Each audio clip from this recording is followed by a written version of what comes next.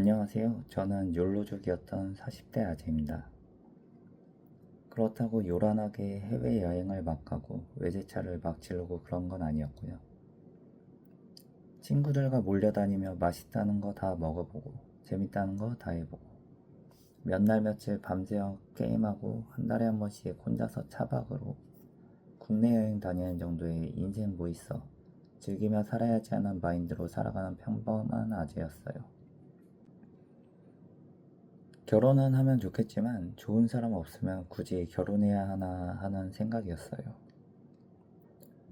35살 되었을 때쯤에 즐거움만 찾던 저는 웬만한 것에는 큰 기쁨을 느끼지 못하고 뭐래도 무료하다는 생각밖에 안 들었습니다.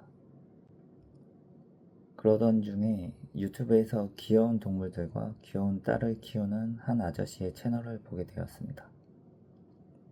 그 아저씨의 삶이 너무 행복해 보였어요. 나의 자녀가 갖고 싶어졌습니다. 혹시 마음에 맞는 사람을 못 만나서 결혼을 못하게 되면 아이를 입양할까 하는 생각을 할 정도로요. 35세의 저는 객관적으로 절대 여자들이 좋아할 만한 사람은 아니었어요. 중소기업 경영관리팀장으로 일하면서 잦은 야근에 운동도 안 하고 매일 앉아만 있다 보니 처음 입사할 때 60kg 초반대였던 몸무게는 90kg 가까이 나가게 되었습니다. 잘 때마다 허리가 아파서 병원에 가보니 너무 살이 찐 것이 원인이라고 하였어요. 결정적으로 스키장에서 스케이트보드를 타다가 넘어졌는데 배가 안 잡혀서 일어나질 못하겠더라고요.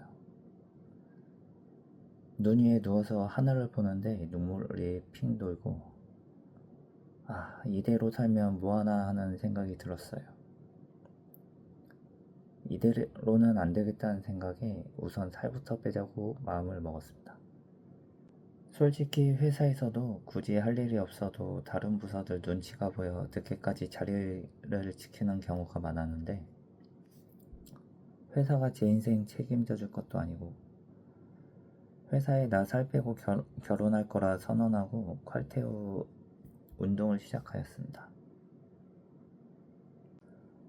의지박약이라 혼자 운동하면 이도저도 안 될 것 같아서 월수금은 필라테스, 화목은 PT를 끊고 3개월 안에 65kg까지 살 빼는 것을 목표로 잡았어요.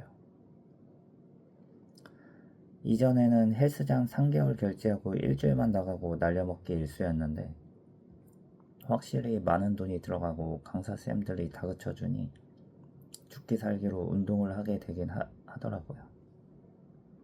3개월이 지나고 목표로 했던 65kg을 달성하지는 못하였지만 운동하는 법을 배우고 12시간 공복을 유지하고 식단 관리와 칼퇴 후 운동이 루틴이 되니 비싼 돈 들여서 필라테스와 PT를 더 받지 않아도 조금씩 살이 빠지기 시작하였어요.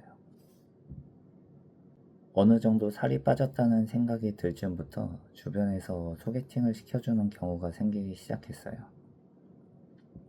그동안은 나를 소개시켜주면 욕먹을 거라 생각들을 하고 있었나 보구나 하는 생각이 들면서도 이제는 욕먹을 정도는 아닌가 보구나 싶었습니다.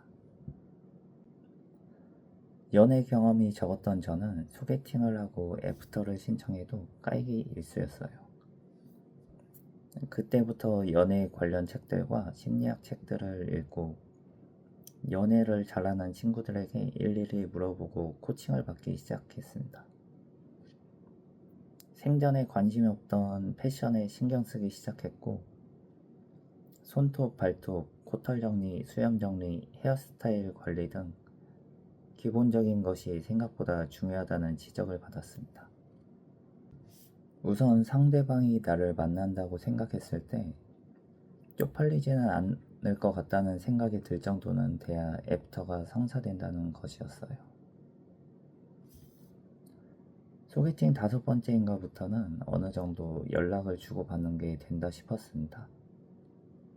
그리고 10번째쯤부터는 애프터가 까이는 경우가 확연히 줄어들었으며 종종 사귀는 경우도 생겼지만 그 만남이 오래가진 못하였어요. 그러던 중에 부모님의 소개로 한 아가씨를 소개받았습니다. 첫인상은 시크한 도시인 여자였어요. 하지만 차가워 보이는 첫인상과는 다르게 생각보다 털털한 성격에 말도 잘 통하였습니다. 나중에 한 사실이지만 나에 대한 그녀의 첫인상은 내가 너무 무뚝뚝하고 표정이 없어서 무슨 AI 로봇인 줄 알았다고 했어요. 사실 저는 처음 봤을 때부터 그녀를 놓치기 싫었어요. 저는 그동안의 경험을 총동원해서 그녀와의 관계가 유지될 수 있도록 최선을 다하였습니다. 그 노력의 결과일까 6개월 정도 만남을 지속할 수 있었고 결국 사귀게 되었어요.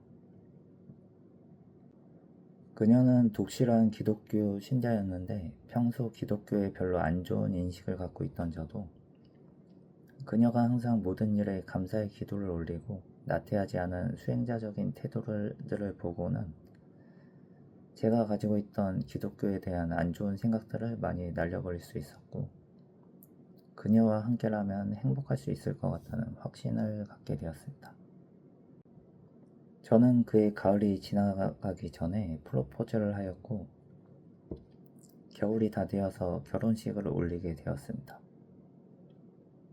1년 후 남자아이가 태어났고 5년여의 시간이 순살같이 지나갔어요.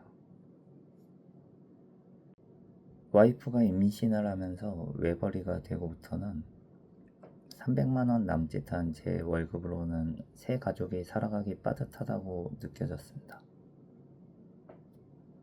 저는 가족이 돈 걱정 없이 하고 싶은 거 다 하며 살 수 있도록 해주고 싶어졌어요. 부자가 되고 싶어졌습니다. 저는 부자가 되는 법 관련 자료들을 미친 듯이 찾아보았어요. 그렇게 해서 내린 결론은 첫째, 독서를 해라. 둘째, 투자를 해라. 셋째, 사업, 부업을 하라였습니다. 책이란 그 사람의 인생 노하우를 수십 수백 번 고뇌하고 고쳐 쓰고 검수되어 나온 것으로 직접 그 사람에게 가서 묻고 배우는 것보다도 더 많은 것을 배울 수 있다는 것이었어요. 사업은 현실적으로 본업을 때려치우고 시작하기에는 리스크가 너무 크다고 느껴져서 우선 투자 공부를 하기로 하였습니다. 제가 투자책들을 보고 내린 결론은 우선 자가주택을 마련한 후에 미국 지수 추종 ETF인 S&P 500이나 VTI, 미국 1등 주식, 그때 당시에는 애플이었어요. 투자하면은 연 10% 복리로 자산이 불어나서 7.2년마다 원금이 2배가 된다는 것이었습니다. 다행히 생애 첫 주택자금대출 디딤돌 신혼부부 전용으로 경기도 외곽의 2억 원대 아파트를 2%대 금리로 대출받아 구입할 수 있었고 사회 초년생 때부터 모은 돈이 한 1억 정도 모여 있었어요. 저는 5%대 금리 시대에 2%대 금리를 받는 것이면 대출을 유지하는 것이 이득이라고 생각하여서 갖고 있는 돈을 전부 주식에 넣기로 했습니다. 제 목표는 배당금만으로 월 300만 원 정도의 현금 흐름을 만드는 것입니다. 월 300이면은 1년에 3,600만 원의 수익을 만들면 되더라고요.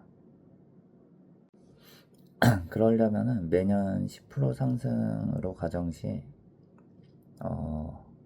원금 9억 원이 있을 때 4% 인출률을 하면은 3,600만 원씩 인출을 하고 나머지 6%는 물가 상승률 4% 대비해서 놔두면은 죽을 때까지 매년 3,600만 원씩 써도 원금이 계속 상승한다고 하더라고요. 원금 1억을 넣고 연 10% 복리로 불어나면은 언제 9억이 될까요? 1억이 2억이 되는데 걸리는 시간은 7.2년, 2억이 4억이 되는데 걸리는 시간은 다시 7.2년을 더해서 총 14.4년, 8억이 되는 시간은 21.6년, 대략 총 한 23년 정도 지나면은 1억이 9억이 된다고 하더라고요. 제 나이가 현재 41살이니까 23년 후면은 64살이고 제 아들이 27살이 되네요. 23년간 회사를 더 다니면서 추가 투자 없이 월급만으로 생활하여도 목표가 이루어질 수 있기는 하지만 23년간 회사를 더 다닐 자신이 없었어요. 아마 50살만 넘어도 잘리기 쉬울 것입니다. 그리하여 정해진 미션이 직장을 다니는 9년 안에 부업이나 사업을 통해서 월 300만 원을 벌 수 있도록 키우는 것이었습니다. 제가 내린 결론은 유튜브와 블로그를 통해서 사람을 모으고 판매를 일으키는 것입니다. 그리하여서 이 채널이 탄생하게 되었고요. 앞으로 육아와 제 관심사, 책 리뷰, 제 생각, 게임 공략, 투자 관련해서 이 채널을 운영해 볼 계획입니다. 9년 안에 월 300만 원 버는 채널로 자라나기를 바라고요. 혹시나 저에게 제안하고 싶거나 연락하고 싶은 분이 계시다면 아래 고정 댓글에 링크 남겨뒀으니 클릭해서 연락처를 남겨주세요. 감사합니다.